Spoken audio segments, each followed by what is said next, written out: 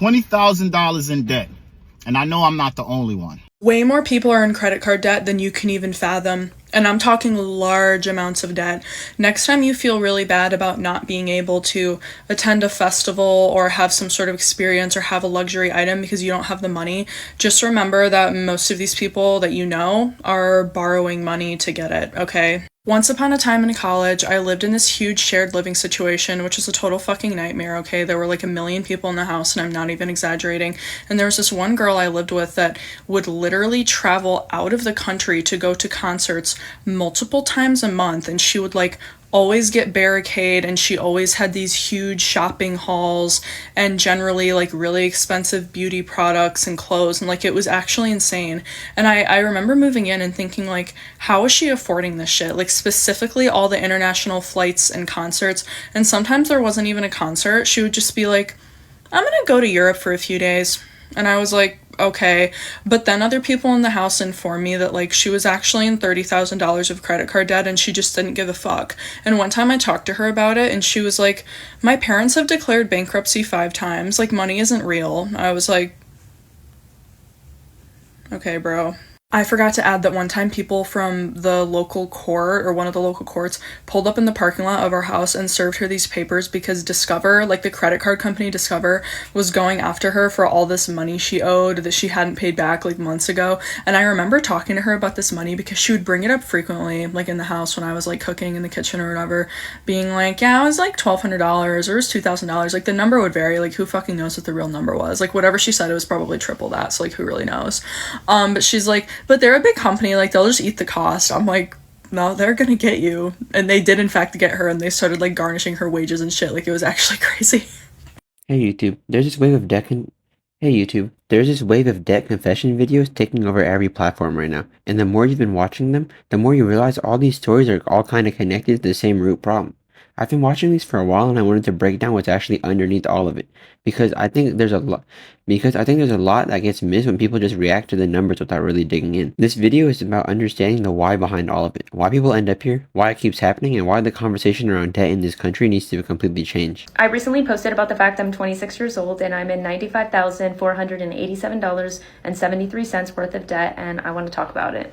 Up until 24 hours ago, I did not know that was actually the total of all of my debt, credit cards, and student loans. That number also does not include my auto loan, and if we are adding in my auto loan, the total number is $110,938.83.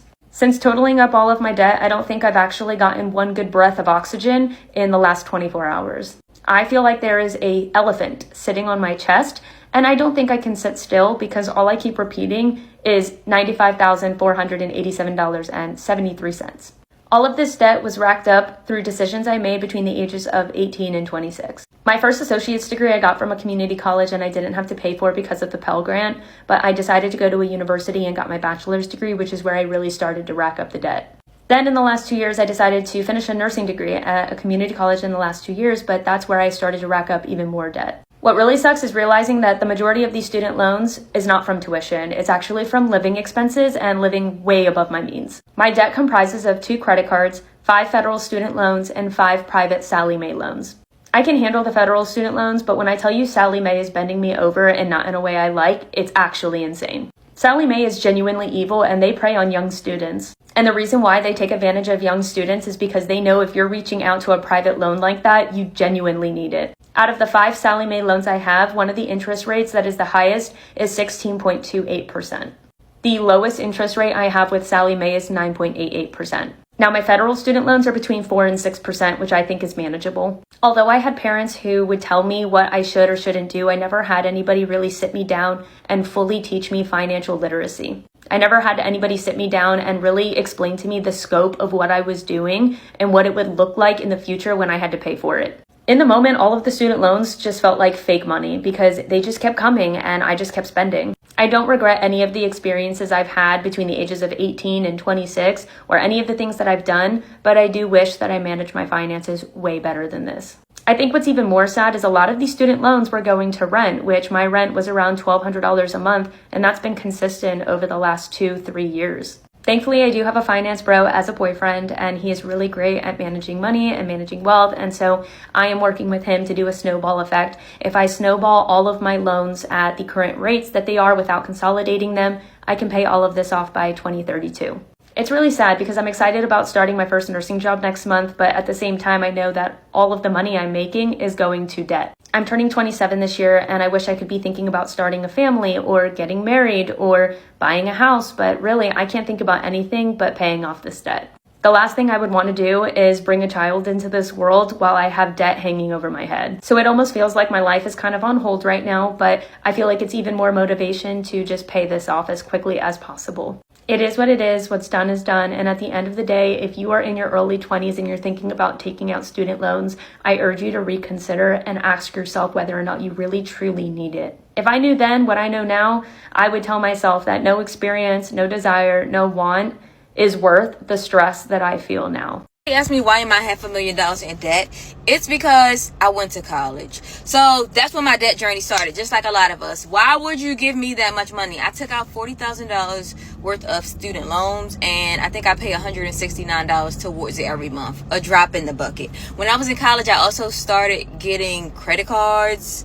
So that's where my credit card journey started. I probably have about $27,000 worth of credit card debt right now. And I was going hard paying it off at one point. I really was. I was trying my best. I was budgeting. I was putting, $1,000 towards it every month. Once you get into credit card debt, it's literally so hard to get out because of the interest rates. I took out a personal loan to consolidate 2 of my credit cards. So at this point, I think I have maybe like $6,500 left on that. So that kind of worked, but the system is really set up for you never to get out. And at this point, it's hard for me to care about credit card debt when AI is taking over and we about to go to war. I also have 2 mortgages. One of my houses I am trying to sell so that I can make a profit and pay off some of my debt. But I have put thousands of dollars towards that right now. I don't have any offers. It's been on the market for like 3 weeks. I was thinking about calling a mortgage company to ask them if they could defer a couple of the payments so that I can keep some cash handy. But I don't know. We'll see. One thing I don't think is talked about enough is how much pressure there is on young people specifically to make massive financial decisions way before they're actually ready. You graduate high school at 17 or 18, and within months you're expected to pick a college, take out loans that could follow you for decades, and get a credit card to build your credit and figure out how to survive on your own, all at the same time. And none of that comes in a manual. Nobody sits you down and really walks you through what any of it means long term and what it actually lands. So people do what feels normal, what their parents did, what society told them was the right path, and they trust that it'll work out because that's what you're supposed to do.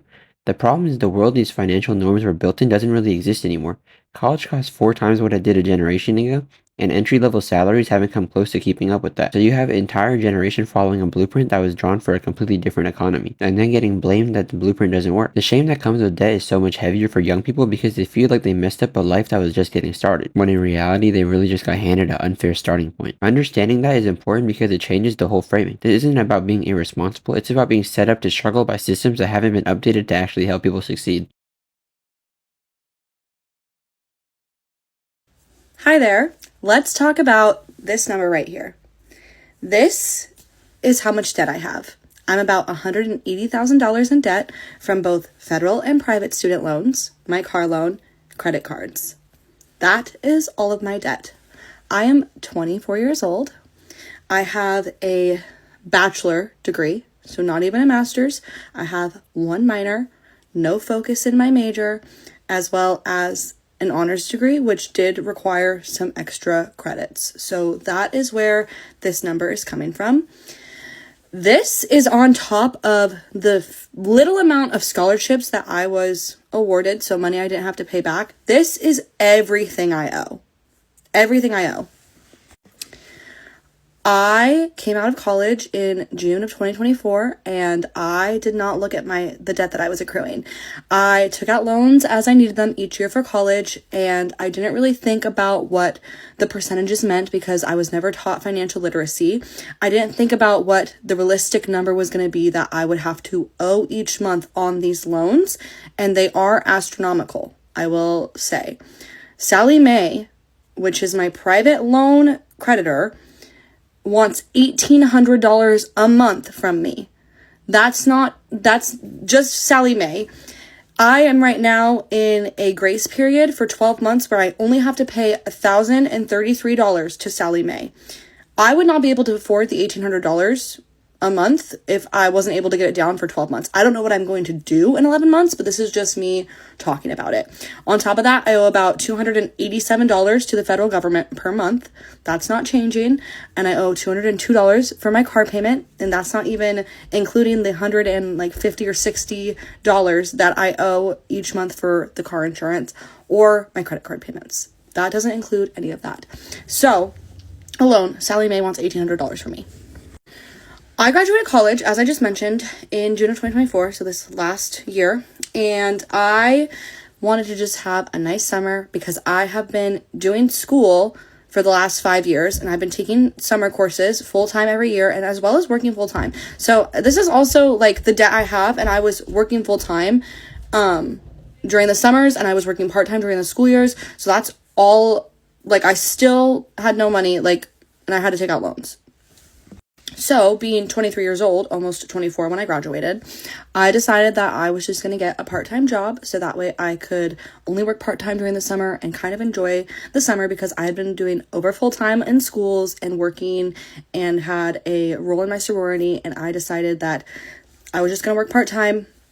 And if I had looked at my loans fresh out of college, which I highly recommend you do if you have loans, do not wait until they are due to start looking at them. I decided to do that and made barely any money, but I didn't have any loan payments at the time during the summer. And I wish that I had started making the payments as soon as possible on those loans while I had them. So I worked part-time. Around November, my best friend was like, hey, I have loans. You have loans. Have you looked at what your loan payments are going to be? And I was like, shh, can't be that bad, right? Wrong. I looked at my loan payments and I cried. Because I was not taught financial literacy. And I didn't understand how a credit company for student loans could charge me $1,800 if I wasn't making that much. I thought, okay, there must be something similar to the federal aid where you can do it based on income. No, they don't offer that. So I would also look into that before you take out student loans if they're going to offer income-based or anything. They don't offer that. The best I could do was bring it down to $1,000. And then I was struggling to find a full-time job. I applied for like 3 months to over probably 500 jobs before I finally found one. This is the catch, that doesn't even require my degree. I found a job that paid $20 an hour, 40 hours a week, and it was degree recommended, not required. So I felt very grateful for that opportunity. I just don't understand why companies and jobs want you to have stepping stones, but don't consider your degree to be the stepping stones or the foundation for working for those companies. And they want to pay less money for more years of experience. It doesn't make sense. It's really hard to find a job right now, like really, really hard. Anyway, flash forward, I'm doing this and I'm able to make my bare minimum payments, but that doesn't matter because in 12 months, I'm still going to owe $1,800 bare minimum on the Sallie Mae loans, and I cannot afford that. And I make $41,600 a year before taxes. Now, flash forward, I'm at this job for a couple months and I start to struggle really badly with my mental health. I'm talking like can't get out of bed except to go to work, really struggling, losing passion for everything, falling into a mix of, I would say, seasonal depression because it's winter and I struggle with that a lot, and also depression because my life is not going the way that I want it to go. And that is a hard thing to grasp. And also, debt is really hard. It's a hard thing, and like a lot of people struggle with it, so it's not just me coming on here. Like I'm very grateful and I am privileged, and there's a lot of things that are going well in my life, but like that debt is still looming over my head, and that is a real thing. I decided that this job was not worth staying at any longer because of how much it was impacting my mental health. I was crashing out all the time and I really tried to stick it out, but I was just really starting to see no purpose in my life, even though it was helping me make those bare minimum payments. I have since put in my 2 weeks and I'm going back to 2 part-time jobs that I've calculated out will make the same amount of money I make at this full-time job that I supposedly got with my degree. So I'm still going to make $41,600 and be able to make my bare minimum payments. But I am really worried about what I'm going to do in 11 months when I have to owe $1,800 just on Sallie Mae. I am putting this out there as like kind of a way to warn people about looking into what your loans look like. teach yourself financial literacy, but I'm also putting this out there to ask, what's the best case scenario? I don't really know what to do, and I've been trying to do research. I don't want to get sued by Sallie Mae. It's hard to find a job. I don't really want people coming out here being like, well, just go find a higher paying job. You were silly to drop down to 2 part-time jobs. That is not the advice I'm looking for. I'm looking for a best way to knock out my loans and start paying them off faster with what I have. I'm making the bare minimum payments and a little bit more, and that's basically all of my income, and I'm looking for other ways to make extra money. So if I have to start door dashing as well, I'm going to go back to a job where I'll also be making tips. All of that's going to go towards it. What is the best way? Should I attack the ones that are high interest first? Should I go after the ones that are the smallest? Like, I'm genuinely curious, best way to knock out these loans, because I'm trying to be debt free. There was a time in my life where all I wanted was to make a ton of money. I don't care. Financial freedom to me looks like being debt free. I would love, and I'm not saying this is possible, but I don't think it's impossible either. I would love to be out of debt by the time I'm 30. That's 6 years from now. I have a lot of debt. I don't know how possible that is, but I would have to put all my money towards it. I've not made good financial choices. Like, I'm literally going on a trip in April. Like, I'm not saying that I'm perfect or that, but that's aside the case. That is aside the case. The point is, I can make the bare minimum right now, and I know that I could make more if I need to. Despite going on this trip in April, we don't need to talk about that. I'm still making choices, but I want to find out a way that I can get out of debt. I'm trying to find all these extra ways to make money.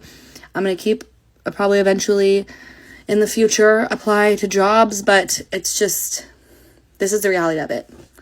It's just like, it's not like I'm magically going to make more money to pay off this debt. I am where I'm at. So I don't know. I'm looking for help, and I'm also trying to give some advice, but you should really educate yourself on financial literacy before you decide to take out loans. And if you have the opportunity to go to community college before going to a university, I would highly recommend doing that to save yourself as much money as possible. Because at the end of the day, as fun as the memories were, and I'm so grateful for my friends and the people I met, and they are obviously priceless. Knowing what I know now, I don't know if I would ever put myself in that position to let myself get into $180,000 worth of debt over school. So, my credit's also shit, by the way, because of all the loans I've had to take out. So, that is my story. And yeah, I just kind of came here to talk about it. I feel like it's important to talk about. And a lot of times I think we're kind of ashamed of it, but that's really it. Something that most people gloss over when they talk about American debt is that it doesn't just hit everybody the same way, and the gap between who it destroys and who is just a minor inconvenience to is almost entirely about class. If you grew up in a household with money, debt is a tool. You use a credit card, you pay it off at the end of the month, you build credit, no problem. But if you're in a household where money was already tight, debt becomes this weight that compounds on itself because there's no safety net to catch you when something goes wrong. A person with wealthy parents who co-signs their loans or covers a bad month is playing a completely different game than someone who has nobody to call when things fall apart. And the wild part is the credit system doesn't account for any of that context. It just sees a missed payment and takes your score, which then makes everything else more expensive going forward. People with lower credit scores pay higher insurance premiums, sometimes even getting rejected from apartments. So one financial period can affect years of your life after the fact. This is why death stories in these videos aren't randomly distributed. You'll notice a lot of these people share similar backgrounds, similar situations, similar breaking points. It's not just a coincidence, it's a pattern. And recognizing it as a pattern instead of a bunch of individual failures is actually what opens the door to solving the problem. I am 28 years old and I am in $40,722 in debt, and I want to talk about it. And before I break down my debt, I just want to say, growing up, my family, we didn't have those money conversations. I didn't have anyone in my life that could teach me, about all these financial things that I'm starting to learn now. But like when I was young and I started getting credit cards, like I didn't know any better. I was so naive. Why did 21-year-old me feel the need to have 7 credit cards? I don't know, but it happened and now I'm here because of it. And I just really want to talk about it. And I want to kind of help break this negative outlook on talking about money that I've had most of my life, and I'm just tired of feeling shameful and embarrassed about my debt. And I truly believe you take away something's power by talking about it. So I don't want my debt to have this power over me anymore. So I'm going to talk about it because it's part of life. So many people are in debt, they just don't talk about it. So I am here to talk about it, and hopefully this can help someone that is also struggling with the same thing, and we can get through it together. Or I don't know, as I learn, I can share what I learn out there. But yeah, here's the breakdown on my debt. And mind you, I don't have a car, so I don't have a car loan or anything, and I don't have a mortgage or anything. So all of my debt is loans, student loans, and credit card debt. To start with my loans, I have an Upstart loan, which is $11,891. And I have a SoFi loan, which is $18,630. And then I have my student loans, which is $8,370. And then for my credit cards, I have a Best Buy credit card that has $1,685 on it, my Chase credit card, which has $145 on it, and then my Apple credit card, which I regret ever getting this card, but I have $4,205 on it. All right, so how did we get here? How did I let this happen? I honestly, starting young with all the credit cards that I had, I just fell into the, I guess, rat race, and going to stores, it was always, if I saw something I wanted, I just got it, and I was like, I'll just put out my credit card and I'll figure it out later, or I'll pay it off, like whatever it was. And then sometimes I would pay it off, sometimes I ended up spending too much that I couldn't pay it off, so then it would leave me with a balance, and then I would keep doing that. And then before I knew it, I had such a high balance on my credit card, that on multiple credit cards, that I then had to take out a loan to pay off those credit cards to consolidate that debt, because it was just too overwhelming for me, and I did it all over again. For me, the little purchases here and there, $50 here, $50 there, $100 there, like it adds up. And if you're not tracking, and if you're not truly understanding what's coming in and what's going out, you kind of just get lost and you don't even realize, and before you know it, you're in a situation where you don't even understand how you got there, but you know how you got there.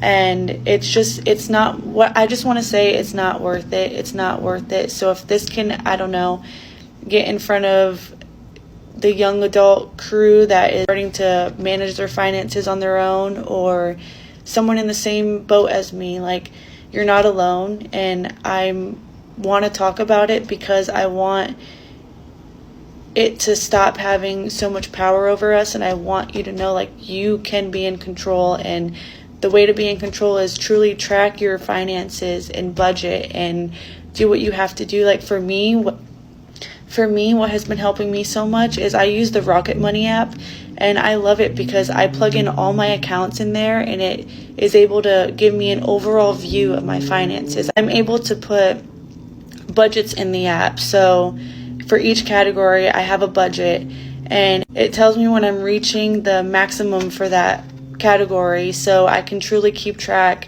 throughout the month what I'm spending. It tracks my assets, it tracks my debt, so I'm able to see my net worth, and my net worth is negative $17,048. Crazy, huh? There's an internal savings account too that you can set up and put a goal for what you want. I have an emergency savings going, and they take little money here and there out of your account. It's such small amounts that you don't even realize they're taking out, but then before you know it, you have, money in this account that it's nice. It's nice to have. But I honestly recommend it. This is not sponsored in any way. This is just an app that I've discovered that I love and I use all the time, and it helps me truly manage my finances, because I can't do the spreadsheets, I can't do the Excel sheets or whatever. Like, I can't do the tracking and writing down every single transaction that I do. It's just not realistic for me. I've tried, but this Rocket Money has honestly been the best thing for me to do. So I definitely recommend it if you're in the same boat as me and you're looking for something to kind of help you manage your finances better. And I do say, like, you have to face your finances. So every single day I have to look at my debt in the face and be like, all right, we're taking steps towards, clearing this debt. Honestly, it's hard sometimes, but I am truly trusting God that He is one day going to clear my debt. I know that He has things that He needs to work in me first, because if he clears my debt when I'm not ready and I go and rack up more debt, like, what was the point, you know? So I know that his timing is perfect and everything, and that there's still things that he needs to work in me before he can do that. But I truly believe that when I am ready, he will do it. And hopefully I can be a living testimony for you guys, that you guys get to see it as it rolls out. But until then, I'm going to take action and keep like teaching myself and learning how to be financially literate. Hopefully this video helps someone out there feel less alone in this, because you're not alone. And also, we can overcome this debt together, and there's so much out there, so much information out there, and I just want to say, like, I want to learn, but I want to make sure that I'm learning the correct way to do things. And for me, that is knowing the biblically way to steward my resources, my financial resources. And so that is what I'm going to be doing and learning. And if you guys want, I can share what I learn as I go. But if not, thanks for watching this video, and hopefully, I don't know, you took something from it, but that's all for now. I think the thing that hits me the hardest watching these videos is not the dollar amounts. It's the way people look when they're just talking about it. Like, there's this exhaustion behind their eyes that keeps going deeper and deeper, and it's just about money stress. Financial anxiety is genuinely one of the most constant and draining forms of stress a person can carry, because it doesn't turn off. It follows you into every decision, every purchase, every time you check your bank account. Studies have actually shown that financial stress affects cognitive function. Like, it literally takes up mental bandwidth that people could be using for literally everything else in their lives. So a lot of these people in debt aren't just struggling financially, they're operating at a deficit emotionally and mentally, which makes finding solutions even harder than it would already be. There's also a real isolation that comes with it, because debt feels like something you're supposed to hide. So people carry it alone, and that loneliness makes the whole thing heavier. The fact that these TikToks exist and that millions of people are watching them says something. People are hungry for permission to talk about this stuff without being judged for it. Seeing someone else say, "I'm drowning in debt and here's exactly how it happens," is genuinely validating in a way. I think it helps people feel less alone in their situations. And feeling less alone is actually the first step towards being able to think clearly enough to take action, which is why these videos matter way more than just being content. Hey y'all, my name is Portia, and I'm a recovering alcoholic, and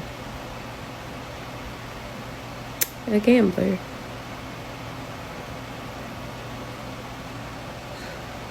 I talked about my gambling problem vaguely over the last couple of months, but here is the truth.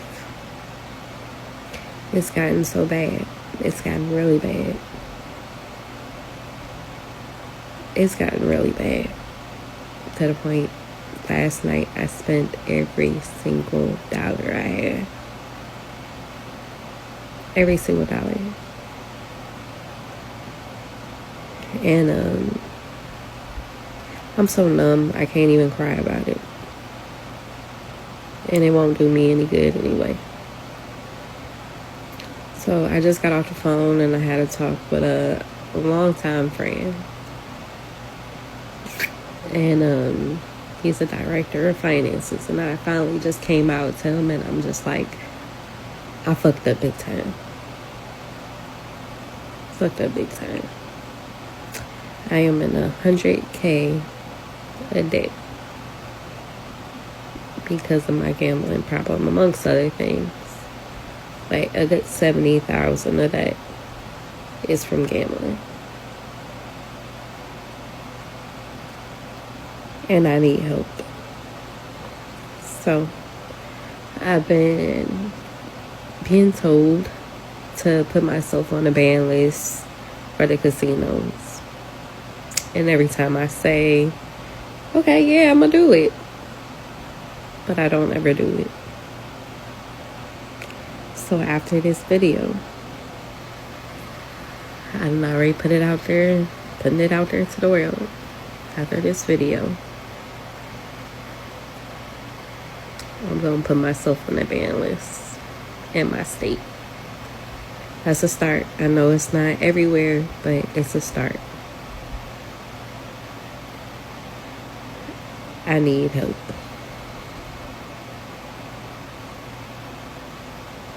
Or else I'm gonna relapse. And my life is gonna be shit. I am 27 years old and I am $36,000 in debt. Now, I didn't go to school or college, any of that, so why am I $36,000 in debt? Let me give you a quick breakdown. Now, growing up, when I was 18, I got introduced to credit the wrong way. And as a kid, as an 18-year-old, not using their brain, I just swipe. I ended up going into collections. I'm currently paying it off. I was close to $15,000 in collections. I am down to $6,600. I have a auto loan that is $26,300. That's the biggest portion of my whole debt is the car. So I am focusing on trying to pay this damn car off. And the last portion is I did move to an apartment. So I do have, I went in and I kind of spent money on new sofas and a desk and stuff like that. I spent like $4,000. I owe $3,250, I believe, on that. So that sums up $36,000. Is it a healthy debt? Hell no. Anytime you owe money on a car, it's never healthy because it just depreciates. My collections, I think that's the only good thing, that I'm trying to pay everything off. That way my credit can continue to rise. I went from a 425 credit score to now I think I'm at 665 or something like that. But it was a mission. It was a mission. And you know, a lot of people need to understand that when you turn 18 and you get introduced to credit, man, don't OD it. Don't OD it, because I did. And I spent the last 3 years trying to fix it. Don't do it. I have over $20,000 in credit card and loan debt, which is so scary to admit. I'm 27 years old. I live by myself, and I got myself into some pretty bad decisions when I was younger, and now I'm paying for that. I'm really trying to get out of as much debt as possible this year. I have actually already paid off close to $4,000 in the last 5 months that I've really been taking this debt-free journey seriously. And I have a second job. I am a server at Texas Roadhouse, and my goal now that I'm in a new position with my 9 to 5 is to use 90% of my serving money to go straight towards debt. So we're here tonight. It's Wednesday. I'm getting here at 5:45, so my shift will be about 4 hours. My goal tonight is to make $150, which is pushing it a little bit for a 4-hour shift, but let's go see if we can make $150 to go towards our debt. It is 10:45 at night. I did a 5-hour shift after cleaning all my tables and everybody left. I made $140 tonight, so I was only $10 off of my goal, which is honestly really awesome for a Wednesday night. I'm going to put 100 of that towards my credit card and keep 40 of it to put towards getting dog food in the next few days.